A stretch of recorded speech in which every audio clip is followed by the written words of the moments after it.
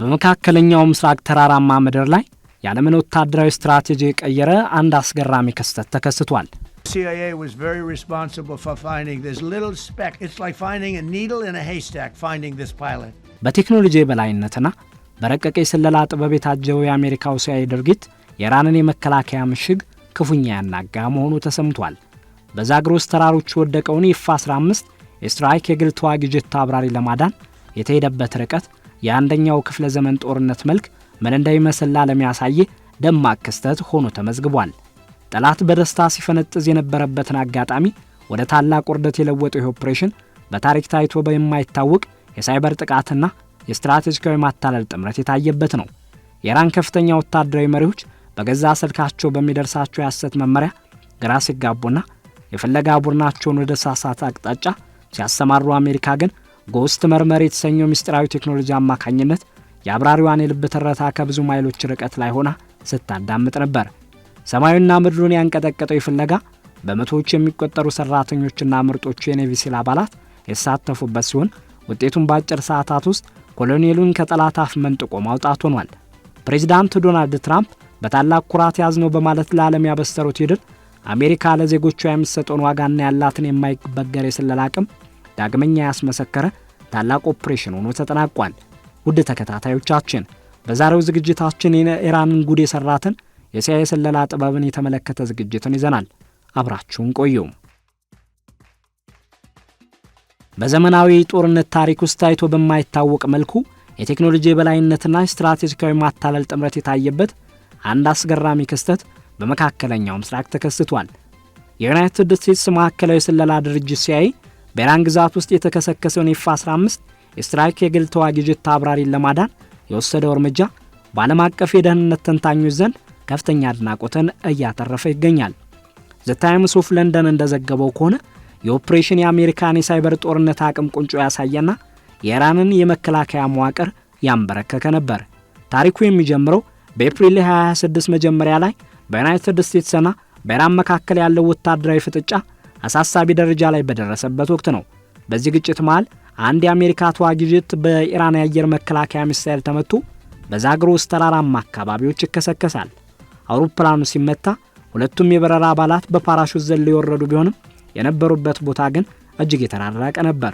ዋናው አብራሪ በአሜሪካ የነፍስ አድን ኃይሎች በአጭር ጊዜ ውስጥ ሲገኝ፣ የጦር መሳሪያ መኮንኑ የሆኑት ኮሎኔል ግን በጠላት ቁጥጥር ስር በሚገኝ እጅግ አስቸጋሪ መሬት ላይ ለብቻቸው ቀርተዋል። ለኢራን ወታደራዊ ኃይሎች የአጋጣሚ ትልቅ የፖለቲካ ደለና የፕሮፓጋንዳ መሳሪያ ሊሆን የሚችል ወርቃማ ዕድል ነበር። ሆኖም ሲአይኤ ይህንን አጋጣሚ ለመቀልበስ የማታለል ዘመቻ የተሰኘ እጅግ ምስጢራዊ ሥራ ጀመረ። የስለላ ተቋሙ በእስራኤል NSO ግሩፕ የበለጸገውን ፔጋሰስ የተሰኘውን የስለላ ሶፍትዌር ለየት ባለ መንገድ ጥቅም ላይ መዋሉ የተሰማ ሲሆን ሶፍትዌሩ የኢራን ከፍተኛ ወታደራዊ አመራሮችንና የእስላማዊ አብዮታዊ ዘብ ኃይል አባላትን ስልኮች በመጥለፍ ሙሉ በሙሉ እንዲቆጣጠሩ እንዳስቻላቸው ተዘግቧል። ይህ እርምጃ መረጃ ከመሰብሰብ ባለፈ በኢራን የመከላከያ መዋቅር ውስጥ ከፍተኛ መረባበሽ እንዲፈጠር የታለመ ሲሆን ሲአይኤ የተጠለፏቸውን ስልኮች በመጠቀም እንደ ዋትስአፕና ሲግናል ባሉ መተግበሪያዎች አማካኝነት ትክክለኛ የሚመስሉ የሐሰት መመሪያዎችን መላክ እንደጀመረ አሁን እየወጡ ያሉ መረጃዎች አመልክተዋል። የኢራን ወታደራዊ አዛዦች ከበላይ አካል የመጣ ትዕዛዝ መስሏቸው አሜሪካዊ አብራሪ በቁጥጥር ስር ውሏል ወይም በመሬት በኩል ወደ ድንበር እየተወሰደ ነው የሚሉ መልእክቶችን ተቀብለዋል። የማታለል ስልት የኢራን ፍለጋ ቡድኖች ትኩረታቸውን አብራሪው ካለበት ቦታ ርቀው ወደ ተሳሳተ አቅጣጫ እንዲያደርጉ እንዳስገደዳቸው ተሰምቷል። የኢራን ወታደሮች በተሳሳተ መረጃ ተመርተው ወደ ተለያዩ አካባቢዎች ሲተሙ፣ የአሜሪካ የነፍስ አድን ቡድኖች ግን በትክክለኛው ቦታ ላይ በድብቅ እንዲንቀሳቀሱ ሰፊ ጊዜ አግኝተዋል። በጦርነት ወቅት ጥቂት ደቂቃዎች ሕይወትና የሞት ልዩነት ሊፈጥሩ በሚችሉበት ሁኔታ ውስጥ ይህ ዘመቻ ለሰዓታት የሚቆይ መዘናጋትን በጠላት ላይ መፍጠሩ የስለላ ድርጅቱ ትልቅ ስኬት ነበር ተብሏል። ከዚህም በተጨማሪ በፍለጋው ወቅት የጎስት መርመር የተሰኘና የሰውን የልብ ትርታ ከብዙ ማይሎች ርቀት መለየት የሚችል እጅግ ምስጢራዊ ቴክኖሎጂ ጥቅም ላይ የዋለ ሲሆን ይህ የላቀ መሳሪያ አብራሪው በዛግሮስ ተራሮች ውስጥ 7000 ጫማ ከፍታ ላይ በሚገኝ ጠባብ ስንጥቅ ውስጥ ተደብቆ እያለ በትክክል እንዲለይ አስችሏል ተብሏል። ቴክኖሎጂው በተራራማና ድንጋያማ ቦታዎች ውስጥ እንኳን ሳይቀር የሰው ልጅ መኖርን የመለየት ችሎታ ስላለው ፍለጋውን እጅግ ውጤታማና ፈጣን ማድረጉ የተሰማ ሲሆን የአሜሪካ ልዩ ኃይል ይህን መረጃ መሰረት በማድረግ በመቶዎች የሚቆጠሩ ሰራተኞችና በርካታ አውሮፕላኖች በተሳተፉበት ፈጣን እርምጃ ኮሎኔሉን ያለምንም ትልቅ የተኩስ ልውውጥ ማዳን ችሏል ነው የተባለው። ፕሬዝዳንት ዶናልድ ትራምፕ ይህን ስኬት ያዝነው በማለት በዋይት ሃውስ በኩል ሲያበስሩ ፕሬዝዳንቱ አሜሪካ በዓለም ላይ ማንም ያልደረሰባቸውና ገና ያልተሰሙ ብዙ አስደናቂ የጦር መሳሪያዎች እንዳሏት በመግለጽ የሀገራቸውን የቴክኖሎጂ የበላይነት በልበ ሙሉነት ማረጋገጣቸው አይዘነጋም። የሲአይኤ ዳይሬክተር ጆን ራትክሊፍም በበኩላቸው ተቋሙ በዓለም ላይ ያለ ምንም የስለላ ድርጅት የሌለውን የሰው ኃይልና ድንቅ ቴክኖሎጂ በመጠቀም ፈታኝ ተልእኮውን ማሳካቱን በኩራት ተናግረዋል።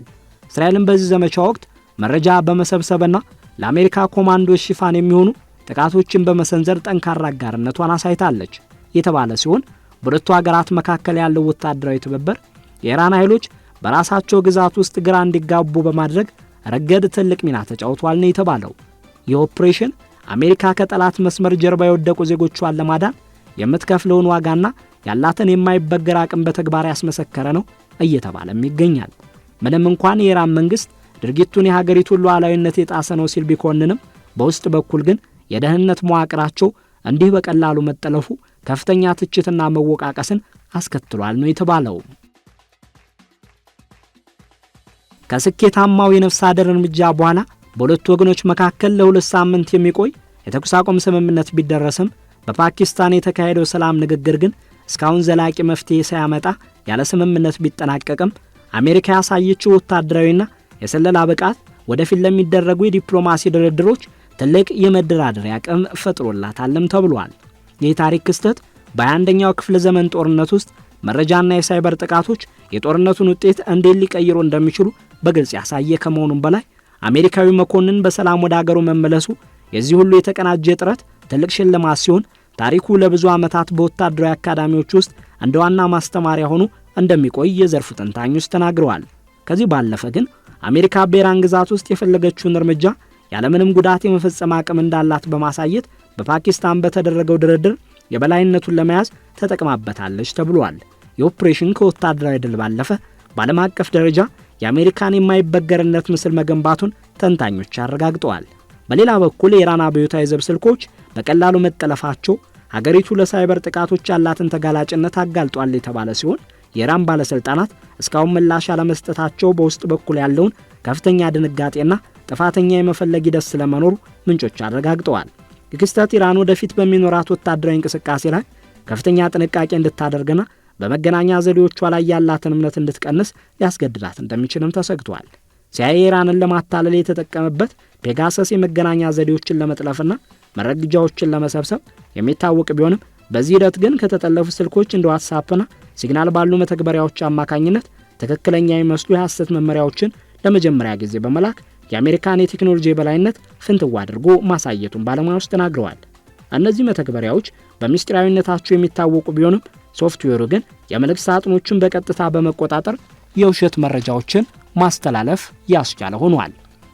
የኢራን ኦፊሰሮች ከበላይ አካል የመጣ ትዕዛዝ መስሏቸው የተቀበሉት መመሪያ በእውነቱ በሲአይኤ ሰራተኞች የተዘጋጀ የነበረ ሲሆን የቴክኖሎጂ የበላይነት አሜሪካውያን የጠላትን የመገናኛ መረብ እንደፈለጉ እንዲያሽከረክሩ ከመርዳቱም በላይ በኢራን በኩል የነበረውን የመረጃ ትክክለኛነት ሙሉ በሙሉ ጥያቄ ውስጥ እንዲወድቅ አድርጎታል ነው የተባለው።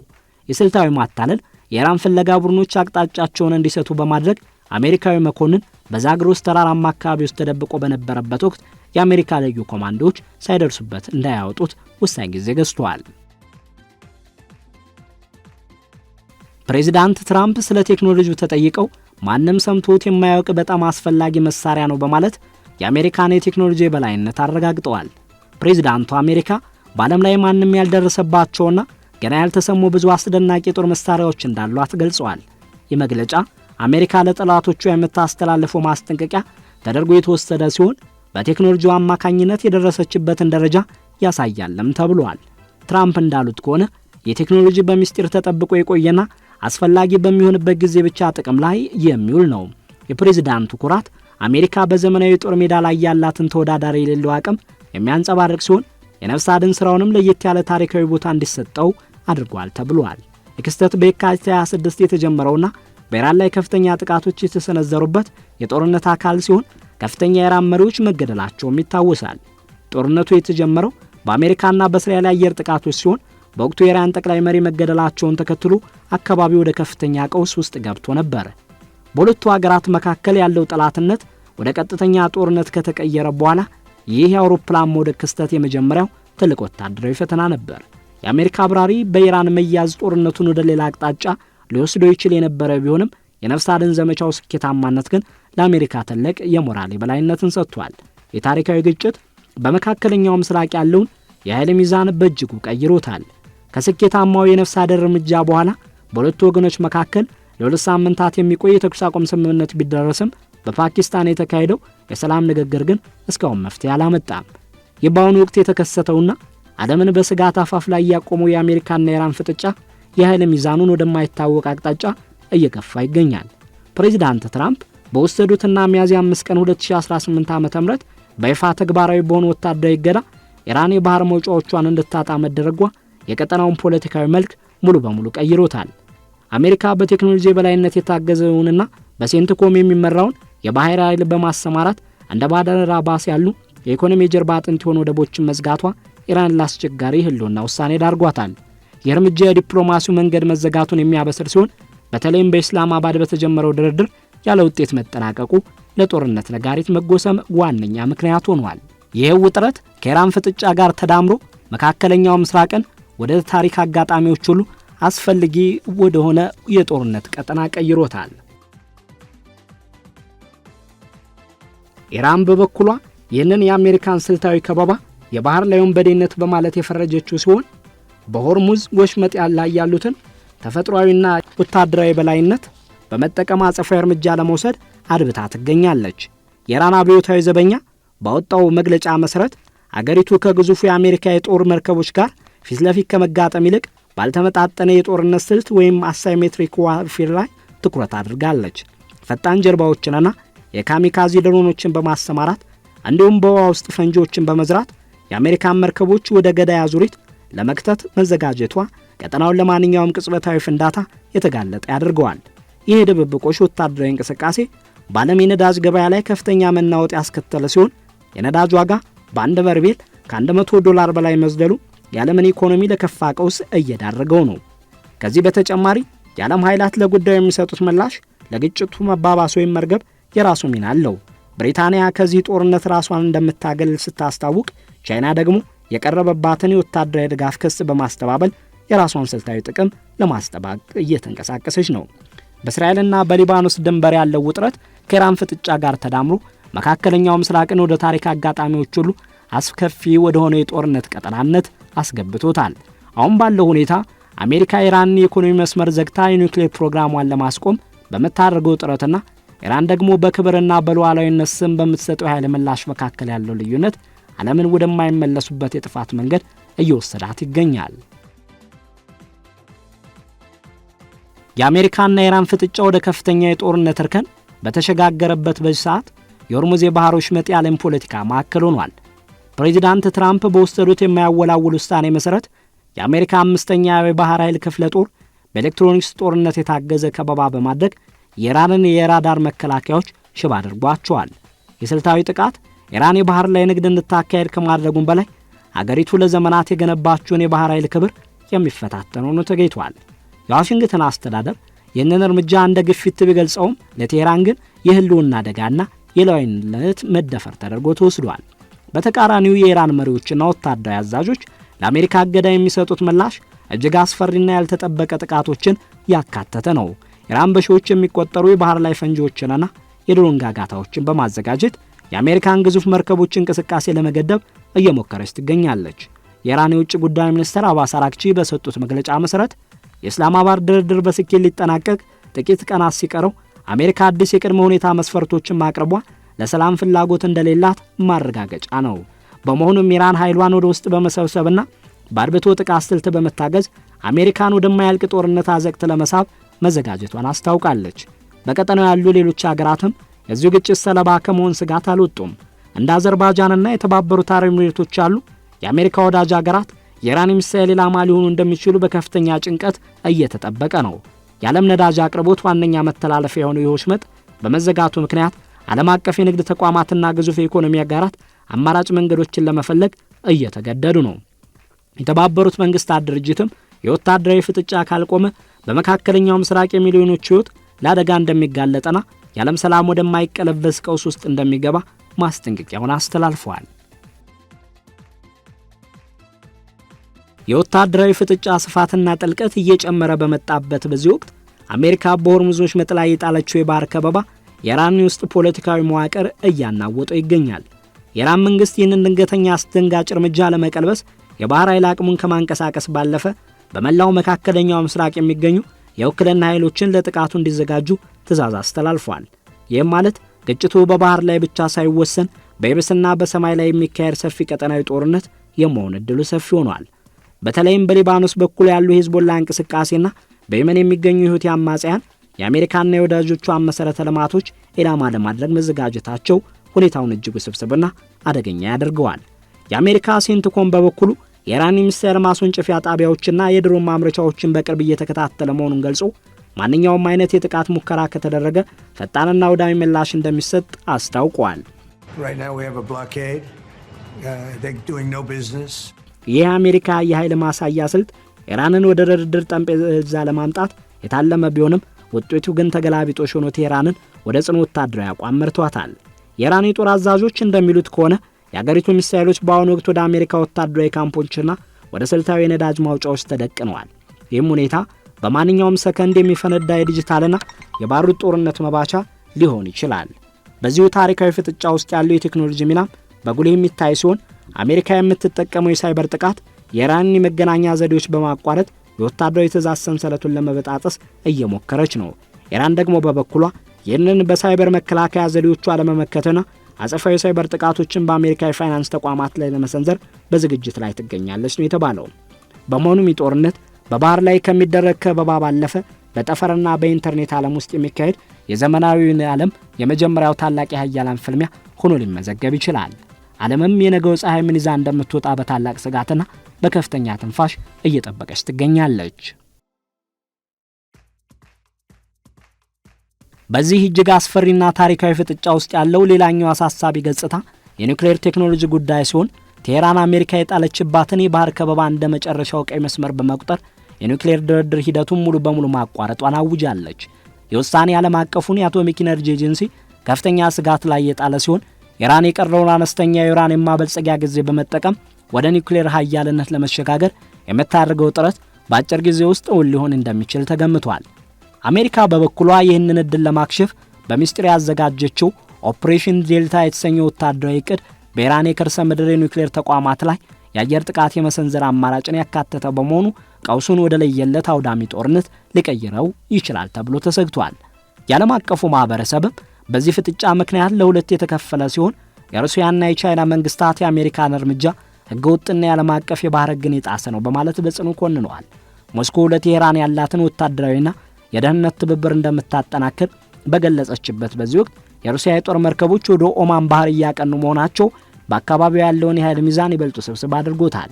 የሁኔታ ቀጠናዊ ግጭቱን ወደ ዓለም አቀፍ የኃያላን ሀገራት ፍልሚያ የመቀየር አቅም ያለው ሲሆን ቀዝቃዛው ጦርነት ዳግም በአዲስ መልክና በከፋ ወታደራዊ ስልት በመካከለኛው ምስራቅ ምድር ላይ እንዲቀሰቀስ ምክንያት እየሆነ ይገኛል።